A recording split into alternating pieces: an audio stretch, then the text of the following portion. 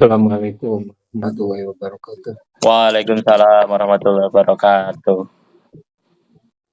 Alhamdulillahirabbil alamin. Asyhadu an la ilaha illallah wa asyhadu anna Muhammadan rasulullah la nabiyya ba'da.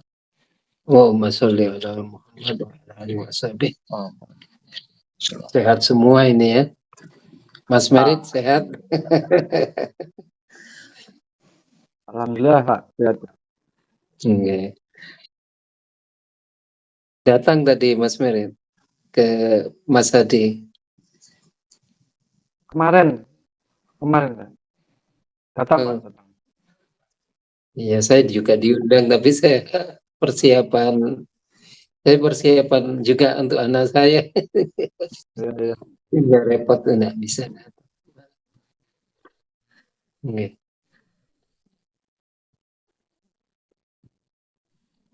Pertama yang kesulitan membahas ini adalah dengan pakai bahasa asing ya, paradigma itu akhirnya pembahasannya menjadi rumit karena memakai bahasa asing, pemahamannya jadi rumit ya. Andai kata pakai bahasa yang sederhana saja mungkin tidak serumit itu. Kemudian yang kedua, pembahasan ini bersifat umum.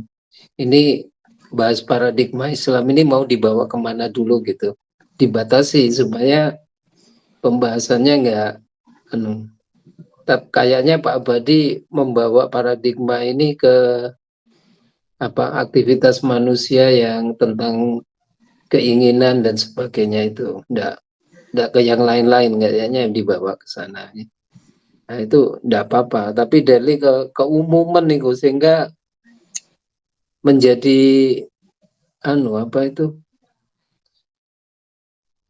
jadi ini terlalu luas sehingga jadi nggak clear gitu ya. Seharusnya dibawa saja ke salah satu sudutnya, jangan dibawa ke, karena ini paradigma Islam, adik. Paradigma sudah sudut pandang, kan berarti sudut pandang Islam dalam memahami kehidupannya luas. Sehingga dibawa saja ke kemana gitu loh, jangan ke yang Yang pertama, kalau kita lihat paradigma Islam itu, yang pertama innamal a'malu binniyah itu harusnya ditekankan. Awalnya dari niat dan tujuan itu ya. Setiap orang itu dipengaruhi oleh niat dan tujuannya. Itu yang pertama. Kalau sudah niatnya benar, tujuannya benar, maka aktivitasnya jadi benar gitu. Gitu aja. Ya.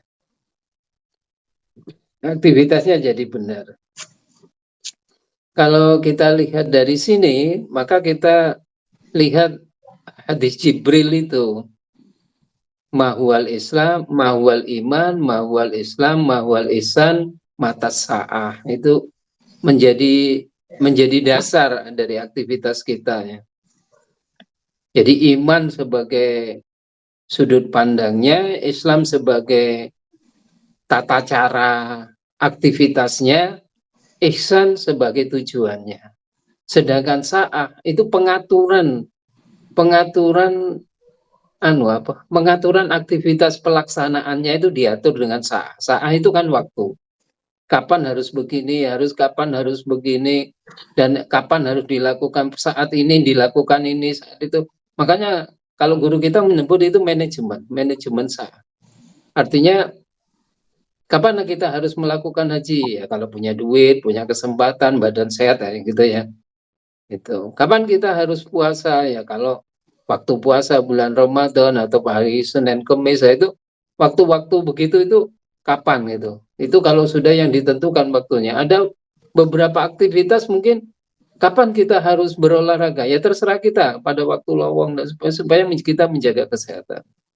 Jadi manajemen waktu itu sangat penting untuk melakukan aktivitas Islam itu sendiri. Ya. Jadi ada 4 kriteria dalam hal ini. 1, landasan imannya. 2, aktivitas Islamnya. Yang 5 itu ya. Dan Saya kira nggak cukup 5 itu, nanti aktivitas silam yang lain. Kemudian ada ihsan yang menjadi tujuan, kemudian ada sa'ah. Sa'ah itu yaitu manajemen pembagian waktunya untuk melaksanakan aktivitas. Jadi kita harus punya jadwal gitu ya. Jadwal untuk melakukan ini, melakukan zikir, melakukan apa, itu kita harus punya jadwal. Itu. Kalau dalam hidup, mungkin hidup yang luas, umur sekian saya harus sudah lulus S1, S2, S3 gitu ya. Waktunya harus, target-target itu sudah sesuai waktu yang kita inginkan. Itu manajemen waktu ya. Iman sebagai dasarnya. Nah, kalau sudah begitu, maka kita melihat dalam ini yang dibicarakan oleh Pak Sariput, Pak siapa itu? Pak Abadi. Dalam tubuh manusia itu kan ada nafsu, ada syahwat ya, ada keinginan baik dan keinginan buruk. Itu yang pertama. Kemudian ada akal. Akal itu yang bertugas memberi pertimbangan, ya, memberi argumentasi. Kemudian ada jiwa. Jiwa itu ada diri ya, artinya jiwa yang tergantung kepada pandangan dan sikap hidupnya itu. Jiwa. Kemudian ada lagi, Allah terus menurunkan kepada kita itu fa'alhamaha fujuraha wa taqwa. Allah memberi ilham kepada kita, ini baik, ini buruk. Ya. Ini baik, ini buruk. Begitu kita dalam diri kita, kalau sudah begitu, maka kalau kita mau melangkah beraktivitas, umpamanya kita melihat seorang wanita cantik, kita lihat gitu, kalau dia kan ada fa'alhama fujuraha wa taqwa, mau kita lihat terus atau enggak?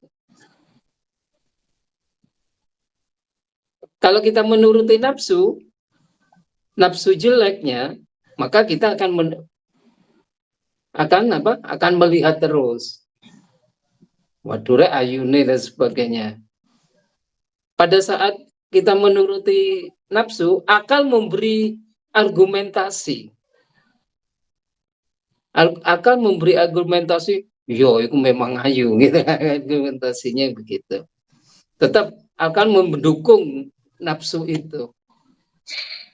Tapi kalau kita pada waktu nafsu baiknya, kemudian ingat kepada ajaran Allah, itu gak oleh. Kalau itu haram nek diterusno. Maka akal juga memberi argumentasi, yo itu menurut ajaran Quran gak oleh. Jadi akal itu hanya sebagai sebagai pembantu pembenaran saja gitu. Apa yang mau kita, tujuan hidup kita mau apa gitu. Akal itu hanya pembenaran saja nanti. Ya. Ya. Setiap apapun itu begitu. Jadi makanya di dalam tubuh kita itu, kalau di dalam Quran akan ada nafsu syahwat. Nafsu yang keinginannya itu zujina linnasi hubus syahwati minan nisa wal banin. Seneng-seneng sing syahwat itu, seneng-seneng sing enak, indah gitu ya. Ada lagi nafsu lawama. Nafsu lawama itu kecintaan terhadap dunia. Ya, kepingin duit akeh, kepingin jabatan, kepingin apa. Ada lagi nafsu amarah. Amarah itu kepingin dipuji, kepingin jabatan, kepingin apa, itu nafsu amarah. Kemudian ada lagi yang ini biasanya nggak terasa, nafsu mutmainnah. Nafsu mutmainnah itu kepingin kehidupan tenang. Kehidupan tenang itu juga nafsu sebenarnya. Ya. Kepingin tenang aja, gak diganggu wong, ya. Urip penak, tenang, itu juga nafsu. Ya. biasanya. Nah, sedangkan menurut ayat Al-Quran, semua itu nafsu gitu. Semua nafsu. Keinginan Al-Quran adalah supaya kita berlaku, beraktivitas sesuai dengan kehendak Allah. Bukan tenang yang dicari, bukan enaknya yang dicari, bukan jabatan. Tetapi kalau itu sesuai dengan ajaran Allah, ridho itu, diridhai Allah, itu yang harus kita lakukan. Meskipun itu mungkin aktivitasnya tidak bisa menenangkan kita, tetapi kalau itu diridhai oleh Allah, kita lakukan. Ya, itu. Sehingga aktivitas kita itu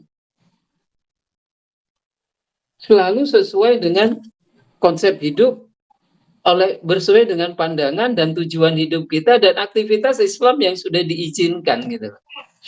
Diizinkan waktunya, diizinkan gitu. Kalau melampaui batas dari manajemen saatnya, waktunya juga nggak baik gitu. Umpamanya kita kepingin sholat tahajud, setiap malam kita sholat tahajud juga tidak boleh. Kapan kita istirahatnya gitu ya. Nah, jadi harus ada manajemen waktunya sesuai dengan kemampuannya. Nah, jadi kayak begitu. Makanya sudut pandang ini yang harus dibawa gitu ya. Ya inilah yang disebut paradigma. Jadi ajaran Allah, Qur'annya, imannya, Islamnya, ihsannya, dan sa'ahnya itu menentukan gitu loh. Menentukan aktivitas hidup kita. Imannya sebagai landasan, Islamnya sebagai aktivitas. Nanti kalau iman itu mesti hak dan batil. Ini benar, ini salah. Itu kalau kita bicara iman. Tapi kalau kita bicara Islam, tidak bisa kita bicara hak dan batil. Itu ada halal, ada haram, ada sunnah, ada makruh, ada mubah. Gitu. Kalau dalam aktivitas keislaman. Jadi ada aktivitas yang memang mutlak haram, ada mutlak halal, ada mutlak yang sunnah. Tapi ada aktivitas yang boleh gitu loh. Tidak haram juga tidak sunnah tapi boleh. Aktivitas itu. Itu kalau kita dalam aktivitas keislaman. Tapi kalau kita dalam tujuannya supaya apa? Kita mendekat kepada Allah gitu. Ihsan. Seakan-akan kita selalu selalu diawasi oleh Allah gitu. Atau kita seakan-akan melihat Allah, atau seakan-akan kita yakin bahwa kita harus lihat Allah. Jadi makanya amanu wa amilus solihah, beriman dan beramal yang tepat gitu. Ya, beraktivitas yang tepat. Sesuai dengan aturan main, sesuai waktunya, sesuai macam-macam gitu ya. Sesuai dengan itu sehingga kita itu kalau kita sudah punya paradigma begini nih, maka kehidupan kita ihsan itu akan dicapai. Itu kalau kita ngomong paradigma yang dalam diri manusia. Nah, kalau kemudian kita omongkan itu iman, Islam, ihsan, sa'ah itu dibawa kepada aktivitas sosial, beda lagi gitu. Nah, kalau kita imannya sudah jadi landasan, Islamnya pada aktivitas sosial. Bagaimana kita beraktivitas sosial sesuai koridor-koridor keislaman. Nah, kalau sudah punya garis besar kayak seperti itu, maka paradigma kita menjadi jelas. Gitu. Ya, menjadi jelas. Ya, batasannya di mana? Gitu, batasannya. Islam itu bagaimana kalau bergaul ke masyarakat? Di masyarakat. Nanti tinggal nanti dibawa kemana ini paradigma iman, Islam, ihsan, sa'ah gitu, dibawa kemana? Ya, itu bisa dibawa kemana? Nah, ini yang menjadi landasan sebagai paradigma Islam atau paradigma Quran dalam kita beraktivitas hidup dan mencapai kehidupan yang ingin kita capai. Nah, kalau sudah punya kerangka yang kayak demikian, ini kerangka yang sudah baku, ya, yang sudah baku. Ya. Jadi yang dilaksanakan, makanya kalau kita tidak semua aktivitas Nabi Muhammad itu bisa dijadikan teladan, tidak semua. Tidak semua. Jadi yang bisa dijadikan teladan itu kalau aktivitas Nabi Muhammad itu refleksi dari Quran, itu baru bisa dijadikan teladan. Katakanlah kayak begini. Nabi Muhammad rambutnya panjang. Apa kita harus panjang rambutnya? Ya enggak lah. Ya, ya enggak. Gitu ya. Nabi Muhammad pakai jubah. Apa kita harus pakai jubah? Enggak lah. Karena konsep Quran pakai baju menutup aurat. Jadi yang namanya sunnah itu refleksi dari aplikasi dari Nabi Muhammad. Ya. Jadi yang kita contoh itu sebenarnya kerasulan Nabi Muhammad. Tidak. Kalau Nabi Muhammad pada waktu itu bertindak sebagai rasul, bertindak sebagai nabi, maka tetapi kan pada waktu-waktu tertentu Nabi sebagai manusia juga bisa gitu ya. Makanya yang apa itu, jadi paradigma itu dalam Quran itu atau Islam itu harus ada, kita pegang itu hadis Jibril ini ya. Harus jadi landasan kita seluruh aktivitas kita. Ini sudah, kalau di guru kita ada nanti ada apa tuh, Islam sebagai satu pembinaan, Islam sebagai tatanan kan begitu ya. Iya. Sa'ah sebagai manajemen waktu-waktu pelaksanaannya. Nah, inilah mungkin yang bisa saya sampaikan supaya kita membaca paradigma ini jelas kerangkanya, sehingga kita bisa, ini paradigma kerangka ini bisa dibawa ke bagian sosial, bagian berpolitik itu bagaimana kalau dalam kerangka ini ya. Sehingga kita Islam itu jelas semuanya. Tinggal kalau sudah punya landasan ini, saya kira udah gampang kita membawa kemana. Ya. Itulah yang dapat saya sampaikan. Kalau benar dari Allah, kalau salah dari saya. Kurang lebihnya saya mohon maaf. Assalamualaikum warahmatullahi wabarakatuh. Waalaikumsalam warahmatullahi wabarakatuh. Alhamdulillah. Terima kasih Pak Tuki atas penyampaiannya di materi di tema pertemuan hari ini.